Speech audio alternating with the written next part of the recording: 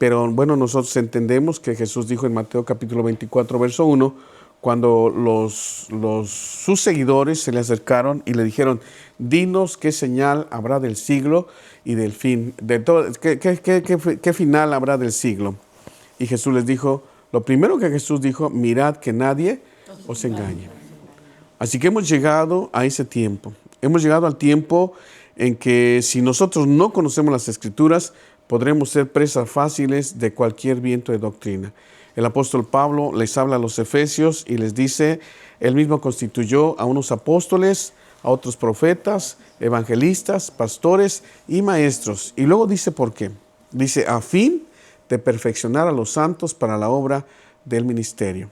Y lo dice, para que ya no seamos niños, llevados por cualquier viento de doctrina de aquí para allá, sino que crezcamos hasta llegar a la estatura del varón perfecto, el cual es Cristo nuestro Señor y Salvador. Entonces, Dios constituyó ministerios precisamente para que le enseñemos a la iglesia. En San Juan 5:39 la Escritura dice, escudriñen las Escrituras, porque a vosotros os parece que en ellas tenéis la vida eterna. Ellas son las que dan testimonio de mí. Sin embargo, en San Juan 5:40, yo considero que son los versículos más tristes de la Biblia, porque miren cómo dicen, y no queréis venir a mí para que tengáis vida. Fíjense lo terrible. Jesús les dice que escudriñen las Escrituras, porque dice, a vosotros os parece que en ellas tenéis la vida eterna. Ellas, hablando de las Escrituras, son las que dan testimonio de mí. Pero en el verso 40, Jesús declara, y ustedes no quieren venir a mí para que tengan vida. Ese es el gran problema, que las personas estamos como aquella canción de antaño que dice, todos quieren ir al cielo y nadie deja de pecar. Todos quieren tener dinero y nadie quiere trabajar. O sea, hay cuestiones que son lógicas. Si queremos ir a donde está Jesús, Jesús dejó bien clara la doctrina, muy, muy clara la doctrina que nosotros teníamos que seguir. Cuando Él les dice a los discípulos que vayan y hagan discípulos a más discípulos en todas las naciones del mundo, les dice, enséñenles todas las cosas que yo les he mandado. Y aquí yo soy con vosotros todos los días hasta el fin del mundo. Así que hoy quiero que nosotros veamos la línea de separación entre lo que es el rapto de la iglesia y lo que es la segunda venida de Cristo. Pareciera que es lo mismo, pero no. Hay mucha diferencia. Y cuando nosotros no entendemos cuál es esa diferencia, entonces podríamos caer en el error de pensar que efectivamente la iglesia va a pasar por la gran tribulación. Sin embargo, no es así. Ustedes recuerdan cuando en Génesis capítulo 18 dice, y Jehová vino a Abraham en la encina de Mamre. Y dice que venía el ángel de Jehová con 2 ángeles más. Y llegaron hasta donde estaba Abraham. Y él les pidió que se quedaran porque iba a guisar para ellos y su esposa también estaba ahí, Sara. Así que prepararon rápido de comer y mientras ellos comían, el ángel de Jehová le dice, conforme al tiempo de la vida te voy a visitar, Abraham, y tu mujer va a dar a luz un hijo. Y Sara, que está en la tienda, se ríe y dice, ¿será que tendré deleite después de tantos años, no? Y se ríe y afuera le dice el ángel de Jehová a Abraham, ¿por qué se ha reído tu mujer? Y sale y le dice, ¿por qué te reíste? Y dice, yo no me reí. Y vean cómo a veces nosotros seres humanos tratamos de ocultar lo que sentimos. Pero este Dios al cual nosotros hacemos referencia es el Todopoderoso. Amén, amén. Y Él conoce todas las cosas. En Jeremías 17, 9 y 10 dice, engañoso es el corazón y perverso, más que todas las cosas. ¿Quién podrá conocerlo? Y dice, yo Jehová. Porque yo escudriño la mente, yo pruebo el corazón, para darle a cada uno conforme sea el fruto de sus obras. Así que cuando Jesús está hablando con sus discípulos, les dice que vayan y que hagan más discípulos.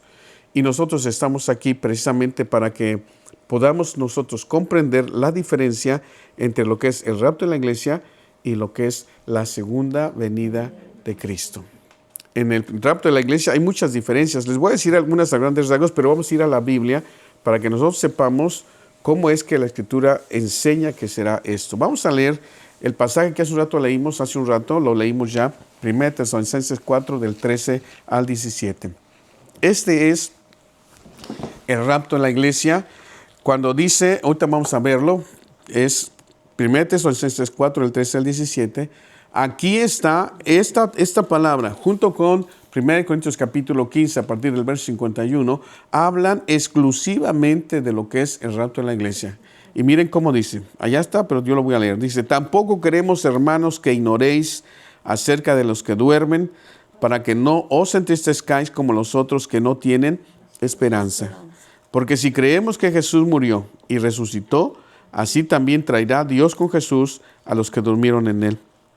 Por lo cual os decimos esto en palabra del Señor, que nosotros que vivimos y que habremos quedado hasta la venida del Señor, no precederemos a los que durmieron. Porque el Señor mismo, con voz de mando, con voz de arcángel y con trompeta de Dios, descenderá del cielo. Amén. Y los muertos en Cristo resucitarán primero. Luego nosotros, los que vivimos, los que hayamos quedado, seremos arrebatados juntamente con ellos en las nubes para recibir al Señor en el aire, y así estaremos siempre con el Señor. Eso de ser arrebatados, dice, ¿seremos qué?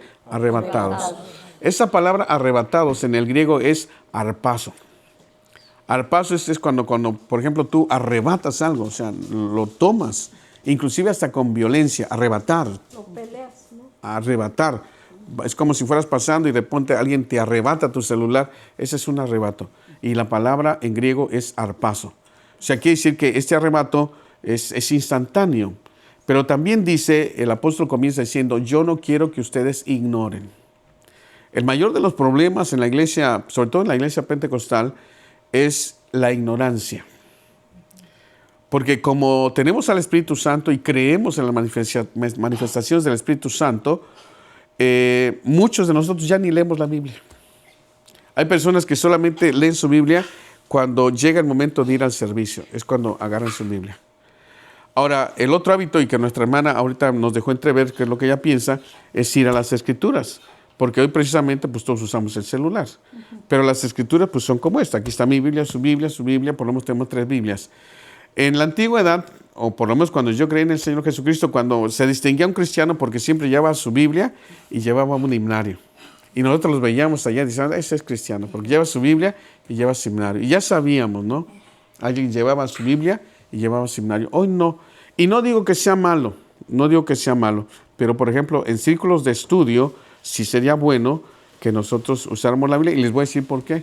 Porque de pronto cuando queremos compartirle a alguien, y por ejemplo no tenemos el celular y únicamente tenemos la Biblia, decimos por ejemplo San Juan 3:16, y andamos buscando San Juan 3:16 hasta acá por Génesis, o por el Antiguo Testamento, y dice, pues es que sí está ese libro, o a veces decimos, creo que mi Biblia no lo trae. No, sí lo trae, solo que no sabemos la ubicación. ¿Y por qué no lo sabemos? Pues porque nos acostumbramos a que aquí lo marcamos y nos lo da. Bueno, Jesús dijo que el último tiempo estaría marcado por la ignorancia y por el engaño. Por eso Jesús dice, mirad que nadie os engañe. Vamos a ver Mateo 24:24. Y este versículo exclusivamente habla, dice Mateo 24:24, porque vendrán muchos en mi nombre, yo soy diciendo, yo soy el Cristo, y a muchos engañarán. Mira aquí cómo dice, se levantarán falsos cristos y falsos profetas y harán grandes señales y prodigios de tal manera que engañarán, si fuera posible, ¿a quién? A unos escogidos. Aún a los escogidos. Entonces la base, y siempre les he dicho, ustedes lo saben cómo nos manejamos nosotros, no predicamos nada que no esté aquí en las Sagradas Escrituras. Inclusive si ustedes van a otro lugar y escuchan predicar a alguien, pero no lo basa sólidamente en las Sagradas Escrituras, dude de eso, porque la única palabra fiel que nosotros tenemos es esta. Amén. Cuando el apóstol Pedro habla acerca de esa misma palabra en 2 de Pedro capítulo 2, verso 19, dice, tenemos también la palabra profética más segura, la cual hacéis bien en estar atentos como a una antorcha que alumbra en lugar oscuro. Entendiendo primero esto, que nunca, ninguna escritura es de interpretación privada. Porque dice que nunca la profecía fue traída por voluntad humana, sino que los santos hombres de Dios hablaron siendo inspirados por el Espíritu Santo. Entonces, miren, el día del Señor, y me refiero al rapto de la iglesia, a la que dice aquí, seremos arrebatados en las nubes, es la palabra, como dijimos, arpazo. Y esa palabra arpazo significa arrebatar. Así que Esta aparición en teología se le llama parousia. A ver si lo pueden decir. Parousia. Parousia. Parousia. Esta palabra parousia significa aparición. En este encuentro de la iglesia con el Salvador, Jesús no posa sus pies sobre la tierra. Esa es la gran diferencia entre el arrebatamiento de la iglesia y la segunda venida de Cristo. En la segunda venida de Cristo, Zacarías habla exactamente que Él descenderá en el monte de los olivos. Y cuando Él ponga sus pies en el monte de los olivos, el monte se va a partir en dos. Ese será llamado el Valle de Megiddo, donde todas las naciones del mundo se enfrentarán en una guerra que será la guerra de Armagedón en contra del Cristo que viene una vez que nosotros regresemos después de las bodas del Cordero en el cielo. Pero por lo pronto aquí dice el apóstol Pablo, yo no quiero que ustedes ignoren acerca de los que duermen. Y luego dice, ¿para qué? Para que no se entristezcan como los otros que no tienen esperanza. De entrada, aquí ya hay una gran diferencia entre los que creen en Dios y los que no creen en Dios. Los que no creen en Dios, pues no saben ni a dónde van. Y normalmente las personas que mueren sin tener una relación con Jesús, estas personas sienten temor porque van hacia lo desconocido. No saben qué se van a encontrar. Nosotros sí sabemos. Por las Escrituras sabemos, por ejemplo, en Lucas 16, del 19 al 31, dice, y murió el mendigo y fue llevado por los ángeles al seno de Abraham. Antes de la redención de Cristo, antes de que Él muriera en la cruz del Calvario, los justos que morían eran trasladados por los ángeles al seno de Abraham, un lugar de refrigerio, un lugar de consuelo. Pero Cristo muere en la cruz del Calvario y en San Juan 17:24, Jesús en su oración, una de las últimas oraciones, le dijo al Padre, Padre, aquellos que tú me has dado, quiero que estén conmigo también, para que vean mi gloria con la que me has amado desde antes de la fundación del mundo. Entonces ahora todos los cristianos cuando mueren, el seno de Abraham quedó vacío. Ahora cuando dice la Biblia que Él llevó cautiva la cautividad, quiere decir que todos los que estaban en el seno de Abraham y que estaban cautivos de la promesa de que un día vendría el Salvador, cuando Jesús muere, suceden dos cosas muy importantes. Número uno, se rompe el velo del templo. Y se rompe de arriba hacia abajo, dando a entender que esto venía de Dios, que no era un accidente. Dios estaba rompiendo el velo, porque antes de ese tiempo, los hombres, solamente el sumo sacerdote, entraba una vez por año al lugar santísimo y no lo hacía, dice la Biblia, sin sangre. Era tan difícil el acceso a la presencia de Dios que los sacerdotes tenían que tener vestiduras especiales. Aquí llevaban una placa que decía santidad a Jehová y en el holán de sus vestiduras eran de color azul y llevaban unas campanillas. Entonces cuando ellos iban a entrar al lugar santísimo, ellos ponían incienso en una copa, en un incensario, lo ponían ahí y eso hacía mucho humo. Y luego se ponían de rodillas y entraban de rodillas para traspasar el velo y entraban de rodillas. Y el pueblo estaba a la expectativa. Si se empezaban a escuchar las campanillas, quiere decir que Dios no lo había matado. Por eso les amarraban también una cuerda al pie. De tal manera que cuando ellos entraban al lugar santísimo, si no estaban limpios, se morían. Así que el pueblo esperaba un tiempo y si no se escuchaban las campanillas, pues empezaban a jalarlo porque ese hombre estaba muerto. Pero si se levantaba y empezaban a escucharse las campanillas, el pueblo empezaba a adorar a Dios porque ese hombre no había muerto y podía hacer expiación por el pecado.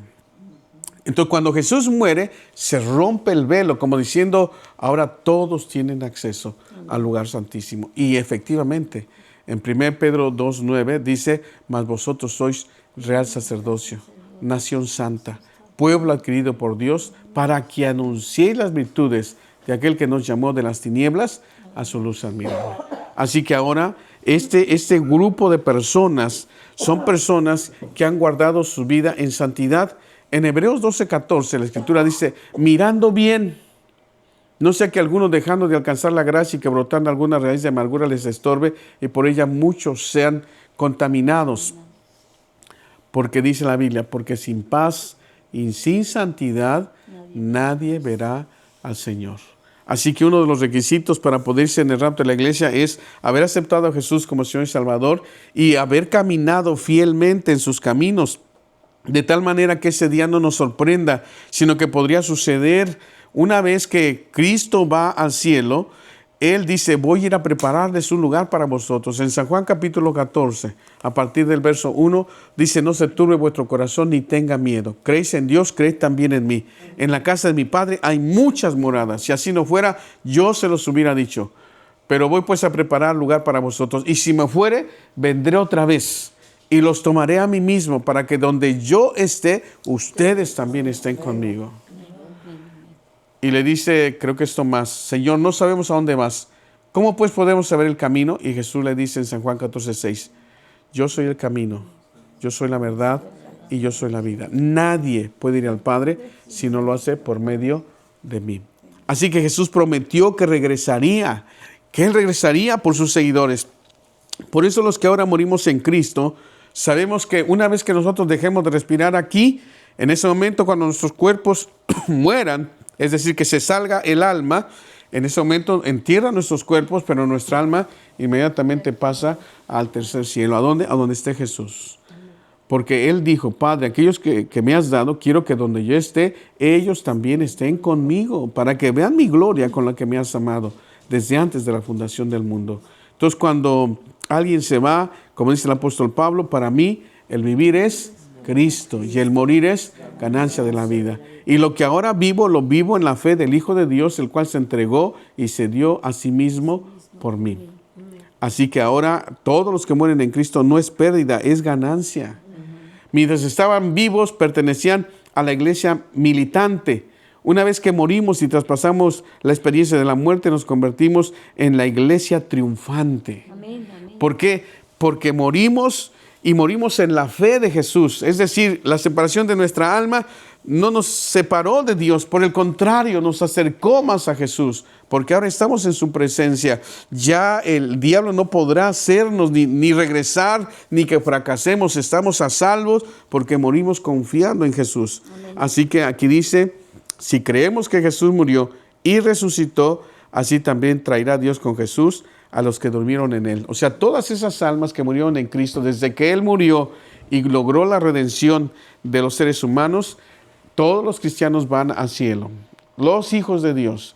Y cuando Él venga por su iglesia, dice que los espíritus, en este caso las almas de las personas que murieron en Cristo, vienen. Y aquí este pasaje dice, por lo cual les decimos esto en palabra del Señor, que nosotros que vivimos y que habremos quedado hasta la venida del Señor, no precederemos a los que durmieron. Preceder significa adelantarse. No nos adelantaremos a los que ya durmieron, porque el Señor mismo con voz de mando, con voz de arcángel y con trompeta de Dios descenderá del cielo. Y los muertos en Cristo resucitarán, ¿qué? Primero. Entonces será un día como cualquiera. Cualquier día podría ser. Y de pronto los cristianos, los que estamos vivos y creemos en que Él vendrá por su iglesia y hemos sido fieles, escucharemos una trompeta. Imagínense este evento. Usted puede estar en el trabajo, en la oficina, haciendo su quehacer en su casa, en cualquier lugar usted puede estar, porque todos tenemos actividades. Pero en ese momento, de manera sobrenatural, usted escucha una trompeta y el Espíritu Santo le da testimonio a su espíritu de que es momento de irnos, y en ese momento sucede. Ahora, aquí es donde mucha gente dice, es que la Escritura dice que todo ojo le verá. Sí, pero esta no es la segunda venida, este es el rapto. La segunda venida es otra cosa. Ahí sí lo verá todo ojo, porque Él vendrá cuando Israel esté en los aprietos más terribles de su historia. Querrán desaparecerlo, los árabes querrán destruirlo, acabarlo. Y en ese momento Jesús viene y posa sus pies en el Monte de los Olivos. Entonces sí será visible para todos, pero este evento no es visible para todos. Y aquí es donde mucha gente se confunde. Ellos dicen, no, es que dice la Biblia que todo ojo le verá. Sí, pero no en este evento. Este evento solamente es para los escogidos de Dios, aquellos que creen en Jesús, que saben que Él vendrá, y dice, porque así traerá Dios con Jesús a los que durmieron en Él, es decir, sus almas, sus cuerpos están ahí en los sepulcros, pero Él viene y los que murieron en Cristo se lanzan a donde están sus cuerpos, toman parte, toman la posesión de su cuerpo y se lanzan otra vez hacia arriba. Y cuando ellos ya van subiendo de regreso con sus cuerpos glorificados, en ese momento nosotros los que estamos vivos. Dice, fíjense cómo dice aquí. Porque el Señor mismo con voz de mando y con voz de arcángel y con trompeta de Dios descenderá del cielo, y los muertos en Cristo resucitarán primero. Verso 17. Luego nosotros, los que vivimos, los que hayamos quedado, seremos arrebatados juntamente con ellos en las nubes para recibir al Señor. ¿En dónde? En el aire. Para recibir al Señor, ¿dónde? En el aire. Jesús no pone sus pies en la tierra. Se para en una parte del universo y nosotros somos los que vamos a encontrarnos con Él. Ese es el rapto de la iglesia. Y Jesús va a las bodas del Cordero y nosotros vamos con Él. Hay otro pasaje paralelo que es 1 Corintios 15. A partir del verso 51, Pablo dice, les voy a declarar un misterio. 1 Corintios 15, 51. Y vean lo que el apóstol Pablo enseña aquí. 1 Corintios 15, 51. He aquí, os digo un misterio. ¿Y en qué consiste? ¿Qué es un misterio para pronto? Para empezar. Algo no conocido. Les voy a declarar algo que ustedes no conocen. Es como si estuviera diciendo eso. Les voy a decir un misterio. ¿En qué consiste este misterio que no sabíamos? No todos ¿qué? Dormiremos. Pero sí todos seremos ¿qué? Transformados. O sea, mire, tanto los que se fueron, porque ellos se fueron en su alma cuando murieron. Sus almas volaron al tercer cielo. Están con Jesús.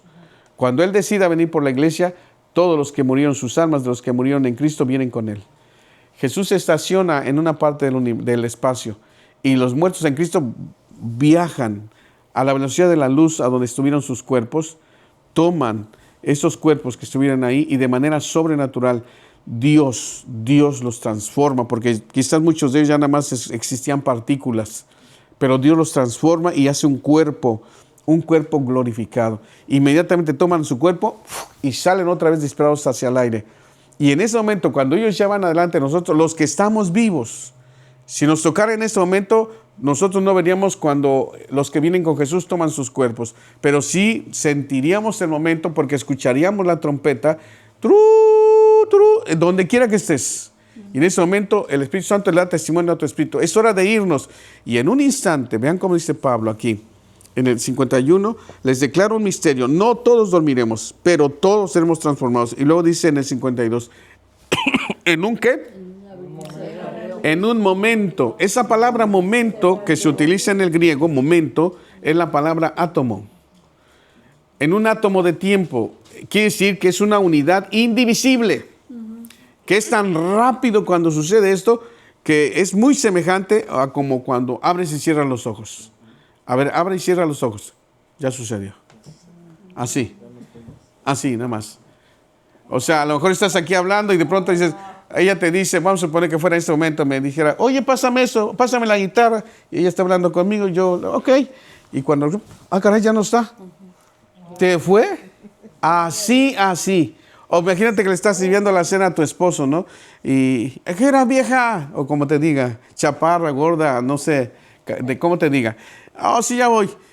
Y se queda él aquí. Si él no fuera creyente, pues lamentamos, ¿verdad? No se va a ir. Y está esperando, ¿qué está esta mujer? No, que no había, se levanta y ¡pum! No hay nada. ¿En qué momento se fue? En un abrir y cerrar de ojos. Ese es el rapto de la iglesia. Y aquí dice la Escritura, en un momento, en un abrir y cerrar de ojos, a la final trompeta, dice, porque se tocará la trompeta y vuelve a decirlo. ¿Y los muertos qué? Serán resucitados ¿cómo? Incorruptibles. ¿Qué quiere decir incorruptible?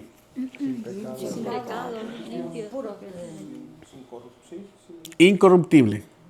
Que ya no puede cambiar. Que ya no puede cambiar. Que en ese estado que sale su cuerpo, permanecerá eternamente y para siempre.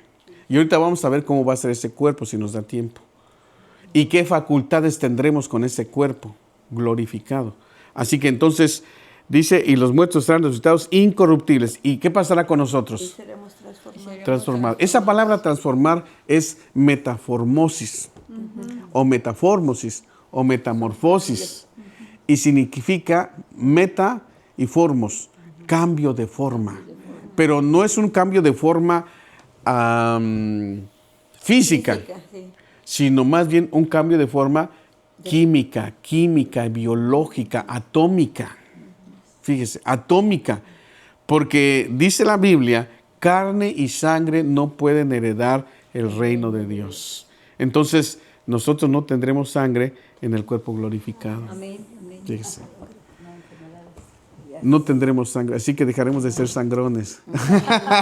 Bueno, es esa parte, es un chascarrillo. Ok, lo que quiero decir es que con ese cuerpo glorificado, el diablo ya no nos puede tocar.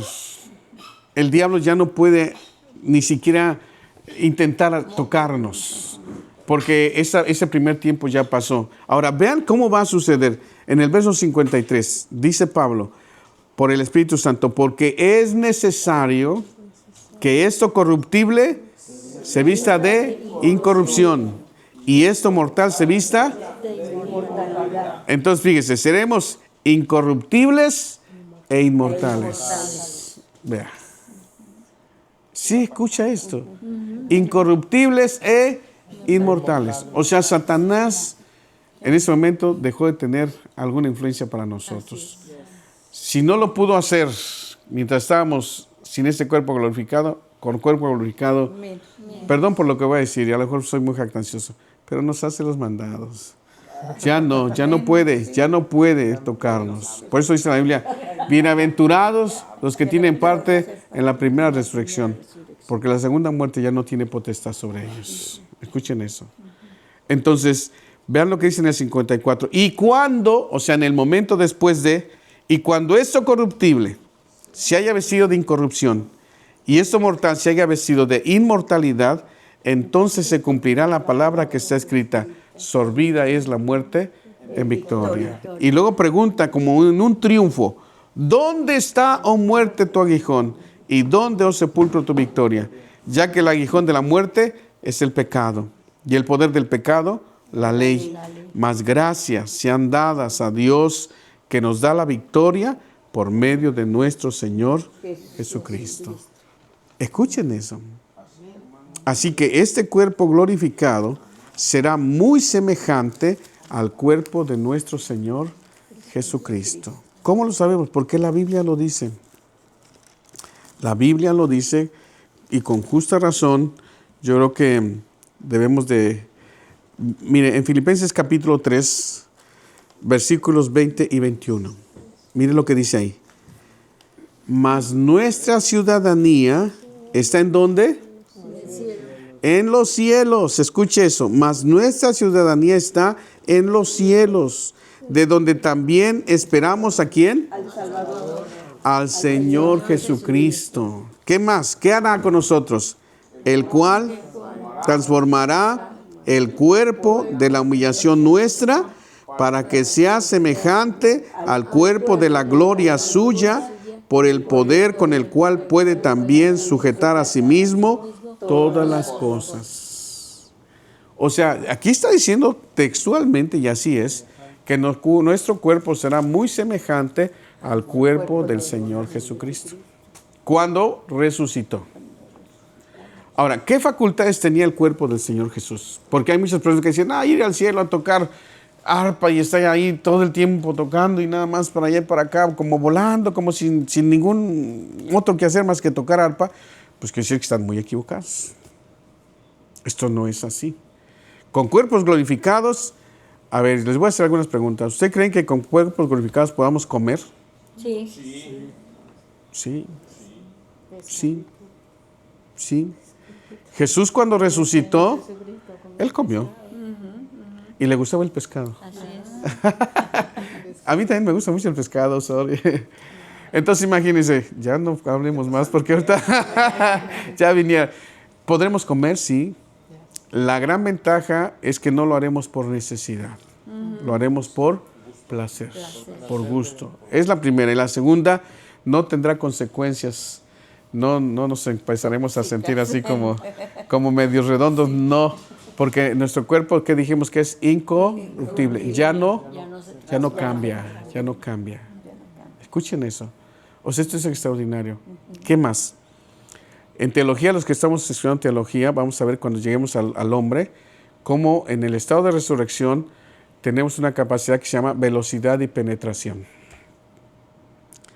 Dice la Biblia que Jesús resucitó y sus discípulos estaban todos cerrar la puerta. Y dice textualmente, y cerrada la puerta, Jesús se apareció en medio de ellos y les dijo, Amén. paz a vosotros.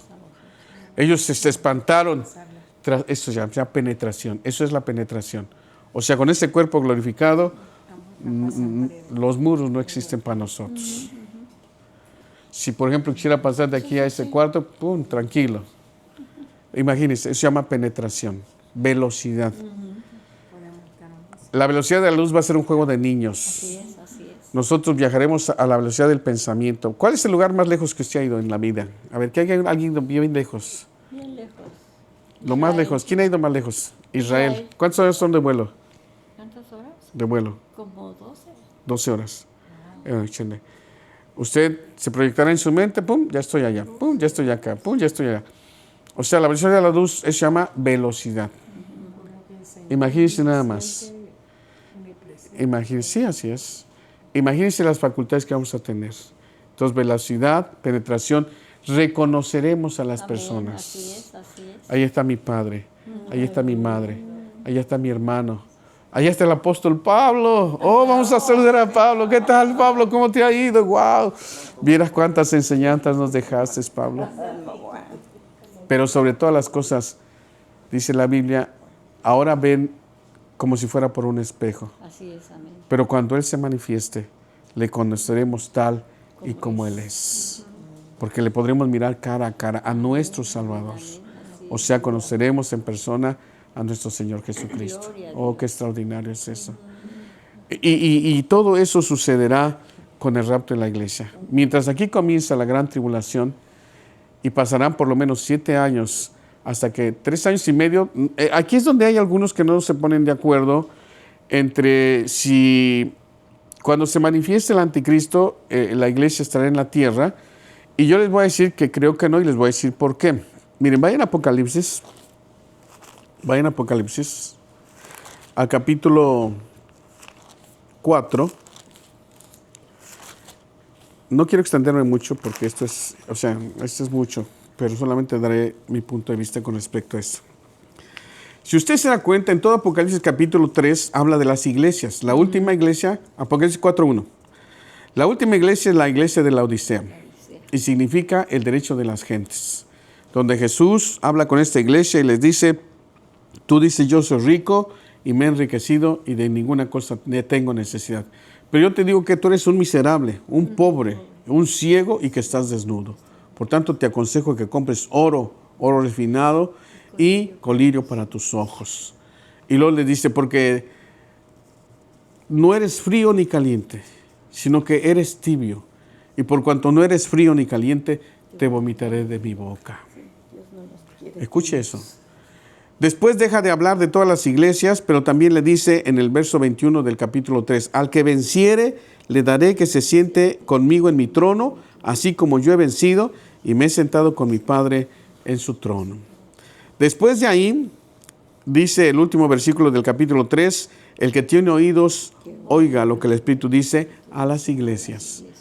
Y después de ahí, si usted registra el libro de Apocalipsis, no vuelve a aparecer hasta el último versículo. Hasta los últimos versículos de Apocalipsis y la iglesia desaparece de la escena.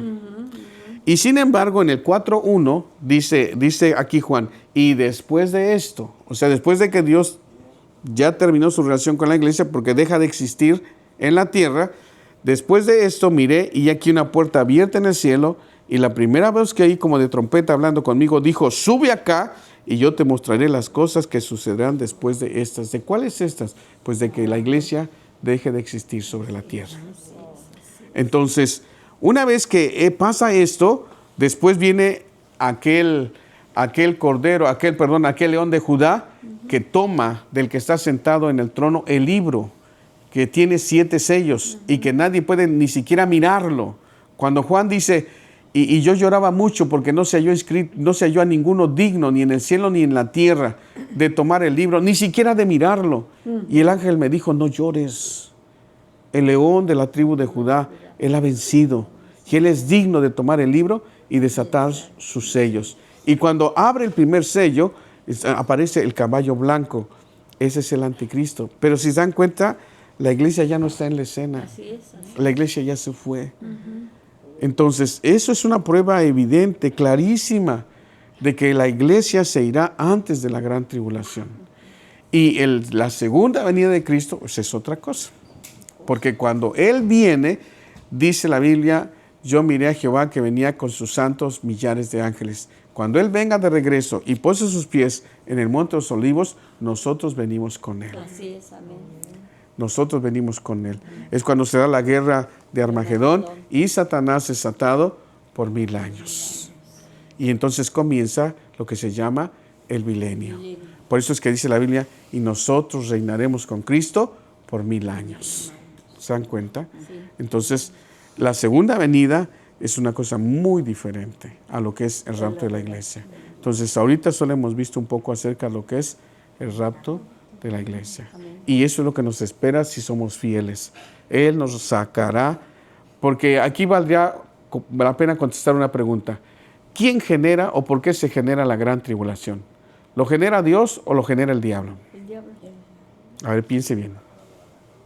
Dios. ¿Quién genera la gran tribulación? ¿Dios o el diablo? Dios. Dios. La gran tribulación es la ira de Dios derramada sobre la tierra. Y para que usted sepa que eso es verdad, con eso terminamos, para no irnos muy lejos. Segunda a los Tesalonicenses. Segunda a los Tesalonicenses. Vaya para allá. La segunda carta a los Tesalonicenses. ¿Ya están ahí? ¿Qué capítulo? Capítulo 2. Segunda de Tesalonicenses. Ok, ¿ya están ahí? Dice, capítulo 2, verso 2. Que no os dejéis mover fácilmente de vuestro modo de pensar, ni os conturbéis ni por espíritu, ni por palabra, ni por carta, como si fuera nuestra, en el sentido de que el día del Señor está cerca. Nadie os engañe en ninguna manera, porque no vendrá sin que antes venga la apostasía y se manifieste el hombre de pecado, el hijo de perdición. ¿Aquí de qué está hablando? Yo les preguntaría a ustedes, ¿del rapto o de la segunda venida? Del rapto. Escuche. Nadie os engañe en ninguna manera, porque no vendrá sin que antes venga la apostasía, se manifieste el hombre de pecado, el hijo de perdición, el cual se opone y se levanta contra todo lo que se llama Dios o es objeto de culto, tanto que se siente en el templo de Dios como Dios, haciéndose pasar por Dios. Este evento es en la gran tribulación. Y cuando comienza la gran tribulación, la iglesia ya no está. Este está hablando de la segunda venida. La segunda venida, ok. Ahora fíjense, verso 5, no os acordáis que cuando yo estaba todavía con vosotros os decía esto. Ahora vosotros sabéis lo que lo detiene, a fin de que a su debido tiempo se manifieste. Él no se puede manifestar porque el Espíritu Santo se sigue moviendo dentro de la iglesia. Pero cuando la iglesia se vaya, el Espíritu Santo ya no habitará en los creyentes como lo hace ahora. Ahora Él habita en nosotros y nosotros impedimos que Él se manifieste. Por eso dice 1 Corintios 3:16, ¿no sabéis que sois templo de Dios? Que el Espíritu de Dios mora en vosotros y que si tú destruyes este templo, Dios te destruirá a ti, porque el templo de Dios, el cual sois vosotros, santo es. Santo es. Entonces, nosotros, al estar aquí en la tierra y el Espíritu Santo está dentro de nosotros, impedimos que Él se manifieste. Pero cuando dice, por eso hay algo que lo detiene, no se puede manifestar. Pero cuando la iglesia sea quitada de en medio, entonces, ahora sí, Él se manifiesta. Ahora, vean el 8. Entonces se manifestará aquel inicuo, a quien el Señor matará con el espíritu de su boca y destruirá con el resplandor de su venida. Y escuchen, inicuo, cuyo advenimiento es por obra de Satanás, con gran poder y señales y prodigios mentirosos, y con todo engaño de iniquidad para los que se pierden, por cuanto no recibieron el amor de la verdad para ser salvos. Por esto Dios les envía un poder engañoso. ¿Se dan cuenta? Aún la tribulación viene de Dios, y el hecho de que Él se pueda manifestar, Satanás se pueda manifestar a través del anticristo, es porque Dios se lo está concediendo. Y lo está haciendo para que las personas que no entendieron, que no creyeron el mensaje del Evangelio mientras había oportunidad, pues ahora sean condenadas. Con todo engaño de iniquidad para los que se pierden, por cuanto no recibieron el amor de la verdad para ser salvos. Por esto Dios les envió un poder engañoso para que crean la mentira, a fin de que sean condenados todos los que no creyeron a la verdad, sino que se complacieron en la injusticia. Ahora, la otra pregunta, pastor, ¿podrá salvarse alguien en la gran tribulación? Ya lo hemos dicho, sí. Sí. Pero no va a ser fácil. No. Tendrá que ser a costa de su propia Vida. vida. Ya lo hemos visto eso también. Sí, ok, pero cuando venga la marca y no puedas comprar ni vender si no tienes la marca, te van a obligar. Así es. Y muchos van a morir de inanición por no comer, de deshidratación por no tomar agua y por el calor del sol. Porque normalmente los que creyeron en ese tiempo de gran tribulación se van a recordar, hijo, esto es lo que decía el pastor, que iba a venir este hombre. Si me dejo poner la marca estoy perdido, así que prefiero morirme. Y van a ir retirándose fuera de las ciudades. Muchos van a huir de las ciudades, porque en las ciudades nadie podrá comprar ni vender si no tiene su marca. Ahora, estamos a punto de que eso suceda y no quiero alarmarnos, pero Israel surge el 17 de mayo de 1968. Escuche. Entonces, en el Salmo 90 dice, los días de nuestra edad son 70 y 80 en los más robustos. Con todo eso es molestia y trabajo y pronto pasan y volamos. Jesús dijo que esta última generación sería la que viera el surgimiento de Israel. Y dice, de cierto os digo que no pasará esta generación hasta que todo esto acontezca. Entonces, 70 años ya no fue porque ya lo rebasamos. Quiere decir entonces que Dios está tomando los 80 años. Entonces, 1948 más 80, ¿qué año nos dan? 2028. Ahora, no estoy diciendo una fecha porque la Biblia dice el día y la hora, nadie la sabe. Pero fíjense, dice el día y la hora, no dice año. Entonces el año es muy probable que se pueda calcular en base a lo que Jesús dijo. Esta generación no pasará hasta que todo esto acontezca. Entonces, si marcamos que la generación es de 80 años, porque dicen los más robustos serían 80 más 1948, nos da el año de 2028. Y estamos muy cerquitas. Así que no tenemos mucho tiempo. Tenemos que predicar, tenemos que hablar de Jesús, comunicar esta verdad a todas las personas que amamos. Cristo está en las puertas. El rapto de la iglesia es inminente. Que otros lo nieguen, bueno, nosotros lo creemos porque está aquí. Aquí está. Lo dice el libro de Dios. El Espíritu Santo testifica que Él vendrá por un pueblo. Amén, amén. Lo sacará, lo librará del juicio de Dios. Si alguien no lo cree, bueno, pues que no lo crea. Pero aquí dice así. Así que nosotros esperamos, según esto, que Él venga por nosotros y que nos saque antes de que comience la gran tribulación. Dios les bendiga, hermanos. Vamos a dar gracias a Dios y vamos a orar al Señor, que Dios nos dé su gracia y nos dé de su Espíritu Santo para poder permanecer fieles delante de su presencia. Dios les bendiga a todos por estar aquí. Vamos a orar un momento.